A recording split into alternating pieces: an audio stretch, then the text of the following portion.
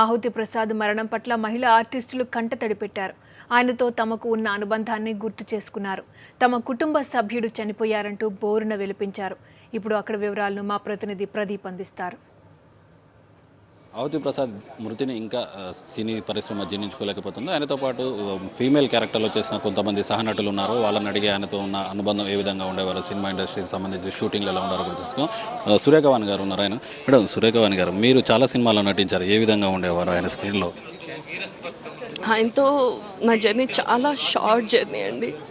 చాలా అంటే చాలా షార్ట్ జర్నీ. అంటే ఒక 3-4 సంవత్సరాలుగా ఏమో ఆయనతో నేను క్యారెక్టర్స్ చేయటం స్టార్ట్ చేశాను. బట్ 3-4 సంవత్సరాలు ఒక 30-40 ఇయర్స్ జర్నీ ఎక్స్పీరియన్స్ అనమాట.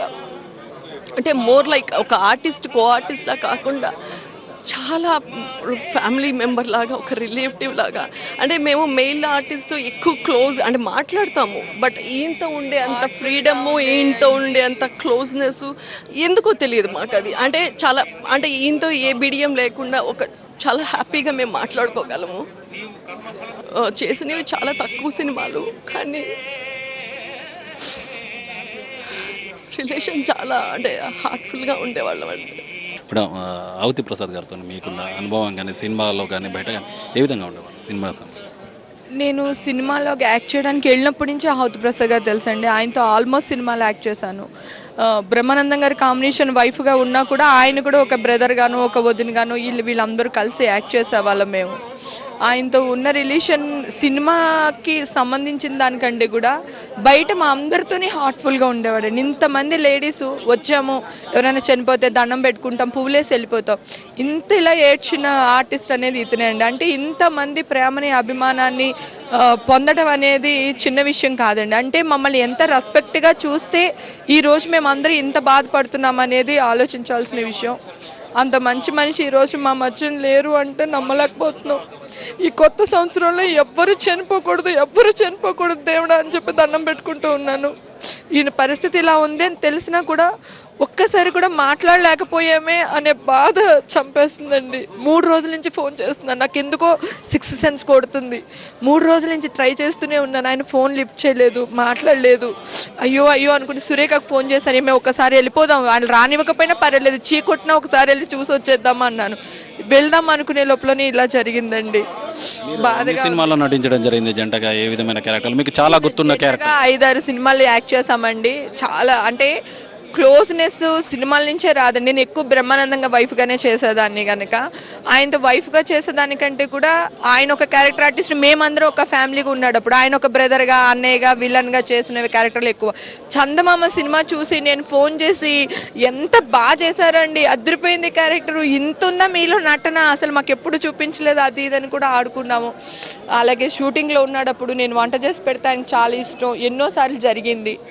కానీ ఈరోజు ఆయన మన మధ్యలో లేరనేది బాధాకరంగా ఉన్నా కూడా మీ అందరికీ చెప్పాల్సిన విషయం ఇంకొకటండి. ఫిలిం ఛాంబర్కి డెడ్ బాడీని తీసుకురావట్లేదండి.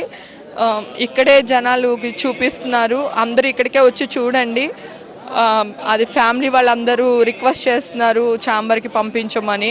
ఆ ఉద్దేశంతోనే మేము ఇక్కడే చూపిస్తున్నాము. రేపొద్దున ఊరేగింపుతో పాటు గ్రాండ్గా ఇంతమంది ఆడవాళ్ళు హార్ట్ఫుల్గా ఆయన్ని కోరుకుంటున్నారు అంటే ఆయన ఎంత మంచి వ్యక్తి ఆలోచించండి. అంత మంచి వ్యక్తికి ఆత్మ శాంతి చేకూరాలని మనస్ఫూర్తిగా కోరుకుంటున్నాను. మీ తరపున కూడా భగవంతుడికి ప్రార్థిస్తున్నానండి. Thank you.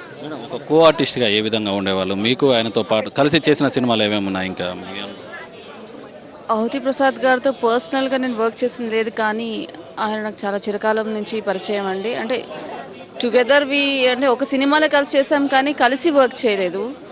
On screen share చేసుకోలేదు స్క్రీన్ ఎప్పుడు.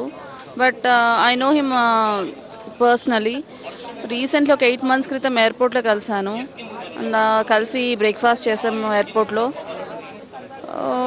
అసలు అనుకోలేదు 8 monthsలో ఇంత చేంజ్ వస్తుంది, అసలు ఒక వ్యక్తి హెల్త్ ఇంత అప్సెట్ అయిపోతుంది, ఆయన ఇంత సఫరింగ్కి లోన్ అవుతారు అని కళ్ళారా చూసిన వ్యక్తులు చెప్తుంటే అట్లీస్ట్ మంచిగా జరిగింది ఆయనకి.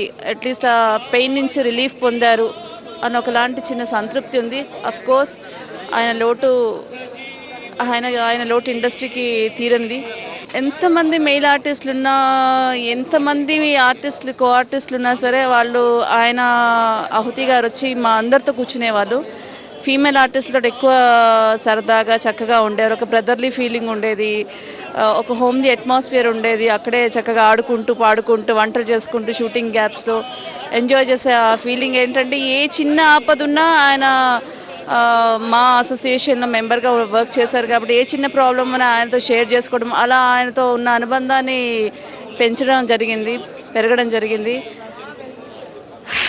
ఆయన కుటుంబానికి ప్రగాఢ సానుభూతి తెలియజేస్తున్నాం. May soul rest in piece.